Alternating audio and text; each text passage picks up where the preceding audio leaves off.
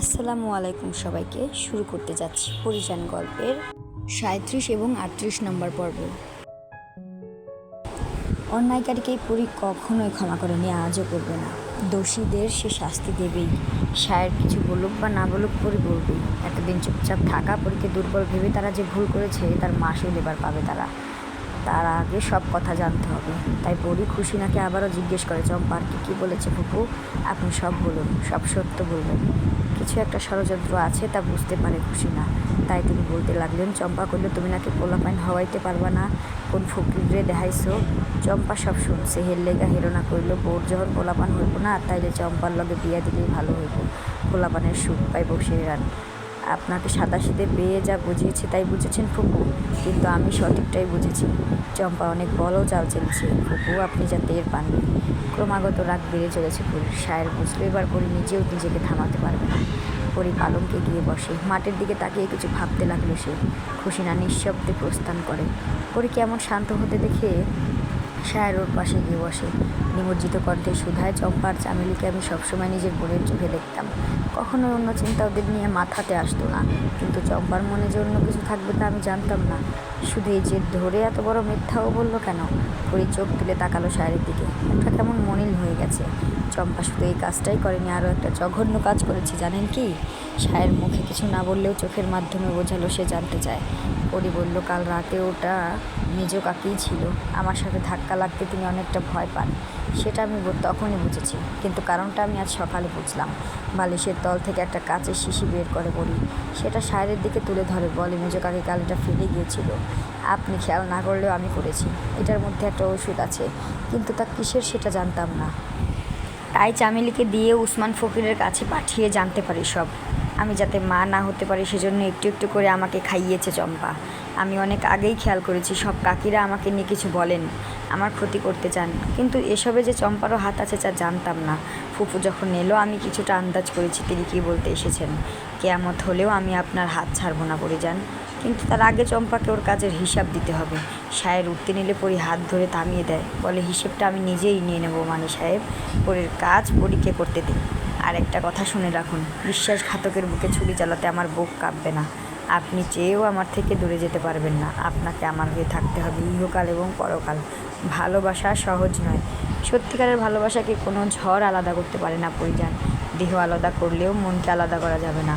আমি আপনার সব বিপদের ঢাল হয়ে দাঁড়াবো, কথা দিলাম। বিপদকে আপনাকে ছোঁয়ার আগে আমাকে ছুঁতে হবে। হুট করে জড়িয়ে ধরে শায়েরকে। শায়ের নিজেও বক্ষে ঠাঁই দিল পরীকে। পরীর এত বড় ক্ষতি হয়ে গেল, অথচ পরী শান্ত, ভীষণ শান্ত। এর মানে পরী ভয়ানক কিছু করবে। শায়ের পরীকে আজ একা ছাড়ল না, কাজে না গিয়েই পরীর কাছেই থেকে গেল। কিন্তু দুপুরের পর পরীকে ফেলে যেতে হলো। ইলিয়াস লোক পাঠিয়েছিল, জরুরি তলবে শায়েরকে যেতেই হলো। পরী তখন ঘরে একা। সারাদিন কোনো কথা সে মুখ থেকে বের করেনি, এমনকি শায়েরের সাথেও কথা বলেনি। রাগটা একটু কমিয়ে এলেও বিকেলে তার দ্বিগুণ বাড়ল। চামেলি চম্পা দুজনে এসেছে। এবারও খালি হাতে আসেনি ওরা, পায়েস হাতে চামেলির। পরি বসা থেকে দাঁড়িয়ে গেল, পায়েসের বাটিটি হাতে নিয়ে চম্পার দিকে তাকিয়ে বলল, আমাকে তো অনেক খাইয়েছ চম্পা, আজকে তুমি একটু খাও। চম্পার ভয় লাগলো একটু, সে চামেলির দিকে তাকালো। চামেলি বোকাশোকা হলেও আজ সে পরির পক্ষে। পরির এতই ভক্ত সে, যে পরি যা বলবে সে তাই করবে।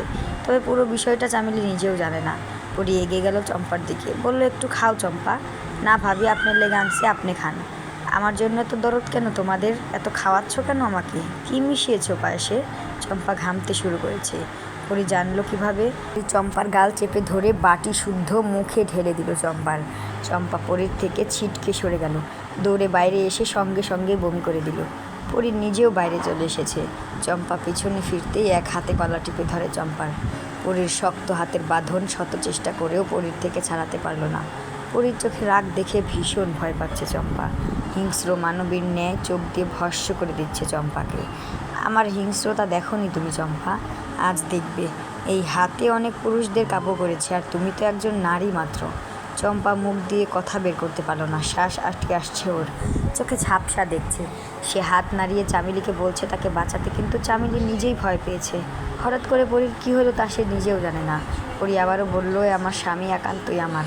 তুমি কি ভেবেছ বাচ্চা জন্ম না দিতে পারলে আমি তার সাথে তোমার বিয়ে দেব? এতটাই সহজ? আমার স্বামী আমার ভালোবাসা, কষ্ট পেলে দুজনে একসাথে পাবো, আর হাসলে একসাথে হাসবো। আমাদের দেহ আলাদা হলেও আত্মা কিন্তু এক। পারলে আমাদের আলাদা করে দেখাও। ঝটকা মেরে চম্পাকে ফেলে দিল পরি। মাটিতে শুয়ে কাশতে লাগলো সে।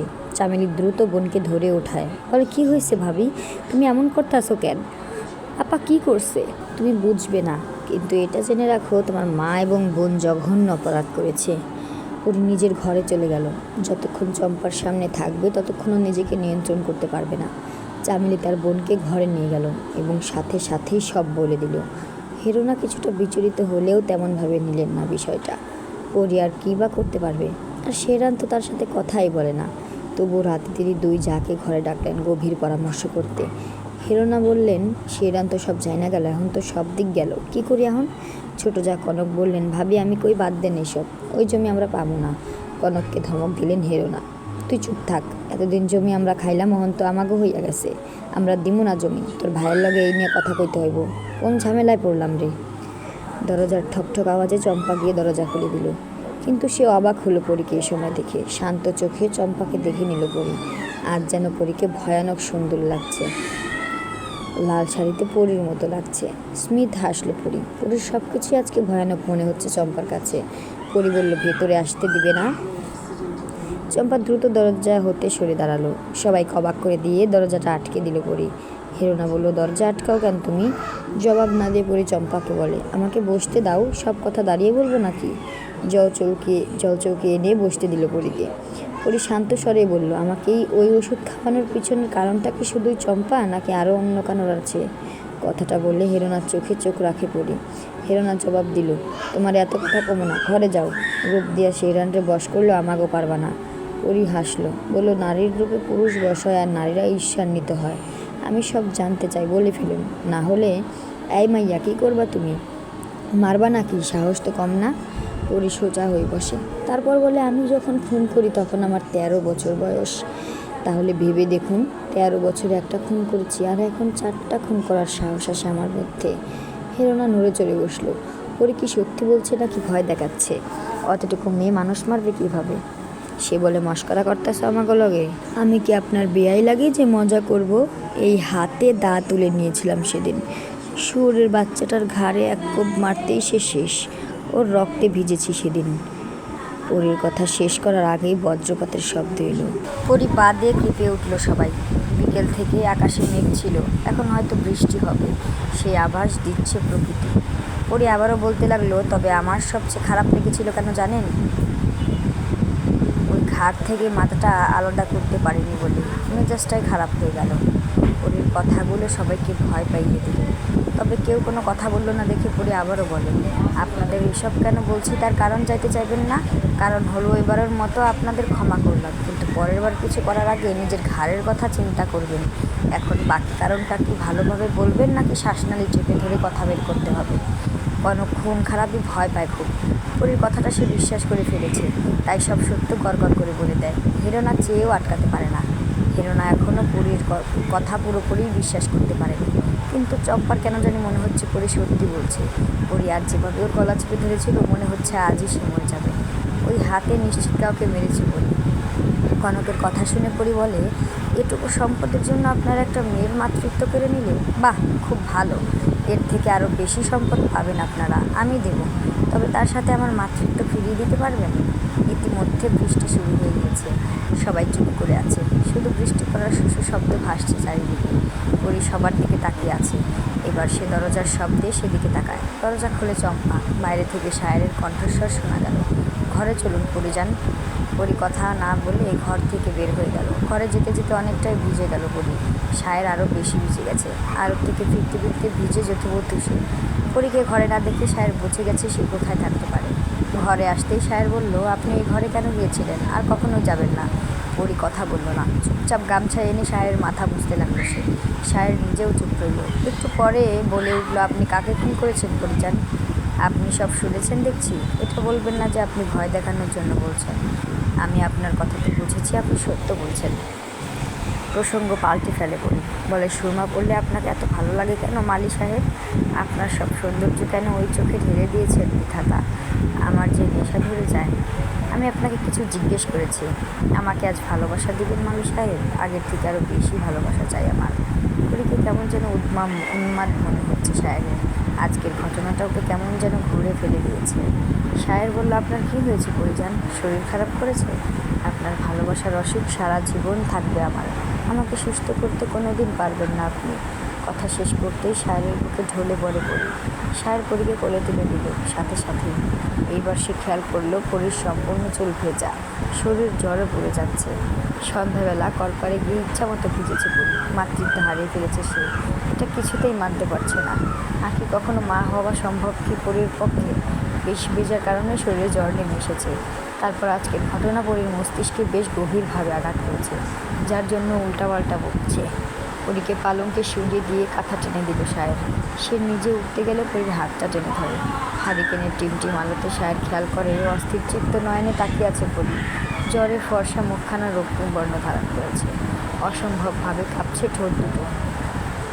পরিকম্পিত কণ্ঠে বলে, আপনার সব ভালোবাসা আমাকে দিন না মালি সাহেব, যাতে আপনার কাছ থেকে আর কেউ ভালোবাসা না চায়, সবাই যেন খালি হাতে ফিরে যায়। আপনার সব ভালোবাসা শুধু আমার কাছে থাকবে।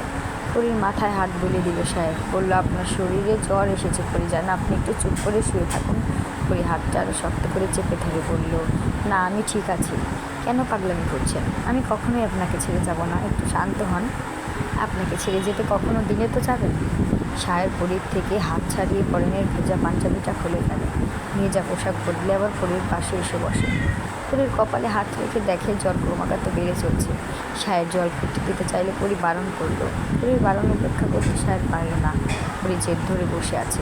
সাহেব পড়ল বিপাকে। পরী উঠে জড়িয়ে ধরে সাহেবকে। উত্তাপে কেঁপে উঠে সাহেব, আপনি ভিজেছেন কেন পরিজান? এত কষ্ট পাচ্ছেন? আপনি পাশে থাকলে আমার কোনো কষ্ট হবে না। বহু কষ্ট পার করে আপনার কাছে সুখের ঠিকানা খুঁজে পেয়েছি, আমার আর কষ্ট হবে না। আমার কাছেই তো আপনার সব কষ্ট। আপনার মতো চাঁদের গায়ে আমার মতো কলঙ্ক মানায় না পরিজান। আকাশের চাঁদের গায়ে যে কলঙ্ক আছে তা চাঁদের সৌন্দর্য বহন করে, তেমনি আপনিও আমার কলঙ্ক। এই কলঙ্ক ছাড়া আমার কোনো অস্তিত্ব নেই। বৃষ্টির তোড় বাড়ছে, বিদ্যুৎ চমকাচ্ছে, মেঘের আওয়াজ শোনা যাচ্ছে। পরীকে বুকে জড়িয়ে ধরে বসে আছে সাহেব। পরী ঘুমায়নি, সে সাহেবকে এটা ওটা জিজ্ঞেস করছে আর সাহেব উত্তর দিচ্ছে। সাহেব বুঝতে পারছে পরী কেন এরকম করছে। সে মা হতে পারবে না কখনো, কষ্ট তো হবেই। নিজের কাছের মানুষ যে এমন বিশ্বাসঘাতকতা করবে তা সাহেব ভাবেনি। সে তো ওদের কোনো ক্ষতি করেনি, তাহলে তারা কেন এরকম করলো? পরীকে অনেক মেহনত করে ঘুম পাড়াতে হলো। পরীর জ্বর নামা না পর্যন্ত সাহেব জেগেছিল, জল ভর্তি দিয়েছিল। সকাল হলো কিন্তু বৃষ্টি কমলো না। গুড়ি গুড়ি বৃষ্টি নামতেছিল। বৃষ্টি মাথায় সায়ের কোথায় যেন বেরিয়ে গেল। ফিরল ঘন্টা দুয়েক পর, হাতে তার কিছু কাগজপত্র। পরী চুপচাপ সায়ের কাজ দেখতে লাগলো। সব কিছু ঠিকঠাক করে বের হতে নিলে পরী জিজ্ঞেস করে, আবার কোথায় যাচ্ছেন? আর ওসব কিসের কাগজ? সায়ের মনে হলো এবার পরীকে সব জানানো উচিত। সে পরীর কাছে এসে বসে বলে, আমার ভাগের যেটুকু জমি আছে তার দলিল এগুলো, আমি সব ওদের দিয়ে দিব। বিনিময়ে আমি আপনাকে নিয়ে একটু শান্তিতে থাকতে চাই। পরী কথা বলল না, শুধু সায়েরের দিকে তাকিয়ে রইল। সায়ের পরীর গালে হাত রেখে বলল, নিজের সাধ্যের মধ্যে রানীর মতো করে রাখবো আপনাকে। রাজা হতে পারবো না কখনো, তবে কোনো রাজার সাধ্য নেই আমার মতো হওয়ার। আমার মতো করে আপনাকে কেউ আগলে রাখতে পারবে না পরিজান। সায়েরের হাতে হাত রাখে পরী। স্মিথ হেসে বলে, আপনার মনের রাজ্যের রানী হতে পারলেই হবে। আপনি সব দিয়ে দিন ওদের, আপনার ভালোবাসাতেই বেঁচে থাকতে পারবো। পরীর সম্মতি পেয়ে সায়ের ছুটল হেরোনার ঘরের দিকে। চম্পা তখন মন খারাপ করে বসেছিল। সায়েরকে আসতে দেখেই সে উঠে দাঁড়ালো। সায়ের বলল, তোর মা কোথায়? চম্পার গলা দিয়ে কথা বেরোলো না, গলাতেই সব কথা আটকে গেল। আঁচলে হাত মুছতে মুছতে হেরোনা এলো। সায়ের দলিলটা হেরোনার হাতে দিয়ে বলে, এই নিন আপনাদের জন্য। এটুকু সম্পদের জন্য আমার সব কিছু তো কেড়ে নিলেন, এবার আশা করি শান্তিতে থাকবেন। আপনাদের কারো ছায়া যেন আমার পরিজনের উপর না পড়ে। আমার ধৈর্যের বাঁধ ভাঙার সময় কিন্তু এসে পড়েছে, তাই সাবধান। ঘর থেকে বের হওয়ার আগে সায়ের চম্পাকে উদ্দেশ্য করে বলে, যে মানুষটা তোকে এত কাছে টানলো আর তার এত বড় ক্ষতি করতে তোর বুক কাঁপলো না? তোর মুখ যেন দ্বিতীয়বার আমি না দেখি। সায়ের চলে গেল। চম্পা কাঁদতে লাগলো মাটিতে বসে। হেরোনার দিকে তাকিয়ে বলতে লাগলো, তোমার সম্পদ তো তুমি পাইছো মা, আমি কেন আমার সম্পদ খোয়াইলাম? তুমি পারলা না আমার সম্পদ আয়না দিতে। হেরোনার মুখ গভীর দেখেও সে মনে মনে ভীষণ খুশি। সায়ের যে ওকে সব দিয়ে গেছে, তিনি এও ভাবলেন এবার চম্পাকে বড় ঘরে বিয়ে দেবেন, তাহলে ওনার 16 কলা পূর্ণ হবে। দিন মাস পেরিয়ে বছর ঘোরে।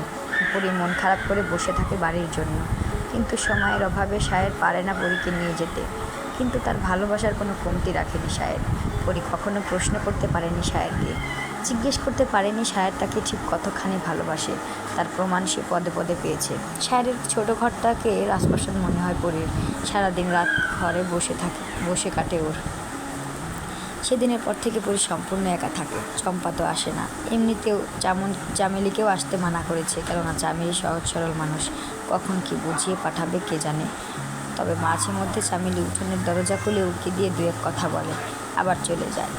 এমনই একদিন চামেলি এসে বলল, ভাবি আপার বিয়া ঠিক হয়েছে। তাই নাকি? কোথায়? পাশের গ্রামের সুজনের লগে। মায়ে কইল এই শুক্রবার বিয়া। পরি কথা বলল না, একটু চুপ থেকে চামেলি আবার বলে, আমার ভালো লাগে না ভাবি, তুমি তো আইবা না বিয়াতে, আমি একলা একলা কি যে পড়মো। কিছু করার নেই চামেলি, তোমার ভাই চায় না, আমিও চাই না।